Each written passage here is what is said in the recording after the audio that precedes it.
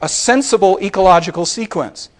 Now, when a geologist sees this sort of, a paleontologist in particular, sees a sequence of fossils that are in an ecological order, they immediately think, you know, one possibility here is that there is a transgressive sequence where sea level is rising and picking off an ecological sequence in succession.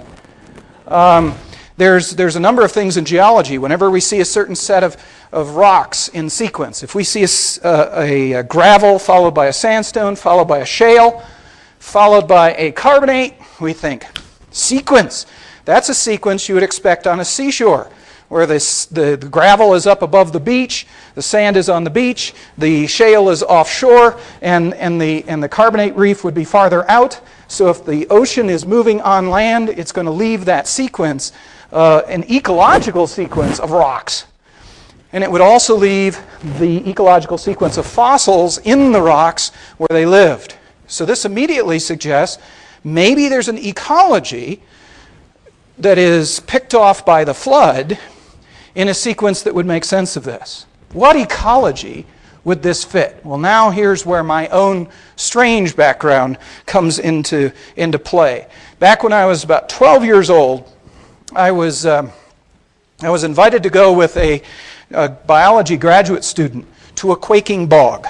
I had never been to a quaking bog, and I had no idea what this meant, but it was a field trip. It was fun. We got out of the car. This was in Indiana, and we climbed up and down these very, very steep, very high hills for quite some distance. They're actually really old sand dunes, about 200 feet high, that are covered with forest. Can't tell they're sand dunes. You would only know that because of context and so on. Otherwise, we're just going up and down, up and down, up and down. And we're in the middle of this oak hickory subclimax forest. Beautiful place. It's similar to where I grew up, and so it was fun. And then I noticed the forest changed, not in the type of plants, but in the fact that it was now very flat. We are no longer having to go up and down. That's what I noticed. You don't have to do as much work to walk through the forest. And at one point, the biologist who's leading us said, okay, everybody stop. Everybody grab hands.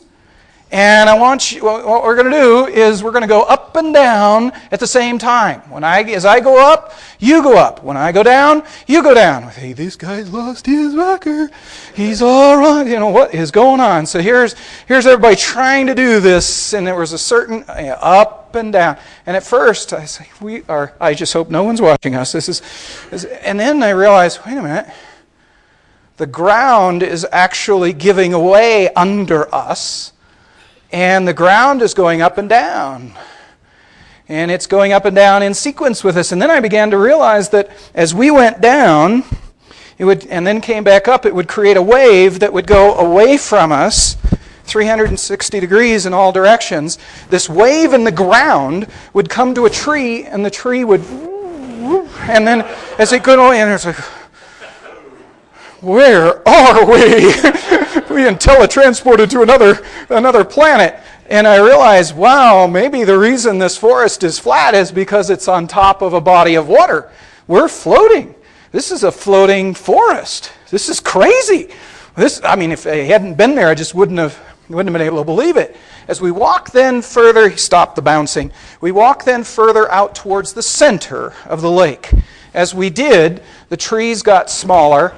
The ground under us became less and less firm, and it got to where you could do it all by yourself. You could move the ground. A little bit further, you realize if you did this too much, you'd probably go through, and it's scared the bejeebers out of me. So, about the time it gets down to very short trees, you're a little bit concerned about walking on it.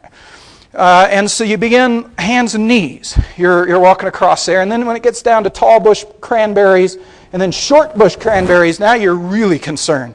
And at this point, I'm out there on my belly, and I'm crawling around, and I'm looking directly at sphagnum moss and these beautiful Venus flytraps, and it's magnificent. And then you could see, as you went out towards the middle of the lake, it's open water. And obviously you can't go any further, or we would go through. This is my experience with a quaking bog. And it really made a big impact upon me, and I never forgot it. The basic idea is that as the glaciers came down over the land and then retreated, they would not only leave a bunch of debris melted into the ice, but they'd leave these large icebergs in the midst of it. Then the icebergs would melt, leaving these little lakes. And the lakes then, subsequently, the vegetation would grow in from the outside of the lake towards the middle of the lake. This is a picture of Volo Bog in Illinois, which is the last quaking bog left in the state of Illinois. And when you look at it in cross-section, from the open water in the middle to the trees, in this case in the outside, but there are some bogs actually where the trees are in the middle and they're actually growing out towards the outside. You go from short things to tall things. You go from sedges and reeds to taller bushes, and then very tall bushes, and then full forest. And you eventually fill the entire lake, and then fill the bottom in, and you never even know that's what just to prove that this is really, so there are actually videos from Volo Bog, just showing you that these, it's again hard to believe unless you're actually there. Some cattails. It's wild. Actual tree here. I'm actually moving the tree in the middle of the bog. Quite spectacular. Okay, the basic idea, again, is going from small to large plants, from floaters at the one end, a false bottom out there, which is really interesting. It looks like that pollywog is sitting on the bottom, but actually about a foot beneath the surface there is this false bottom. Looks like it's the bottom, but it ain't. You'll go right through. It's really very interesting.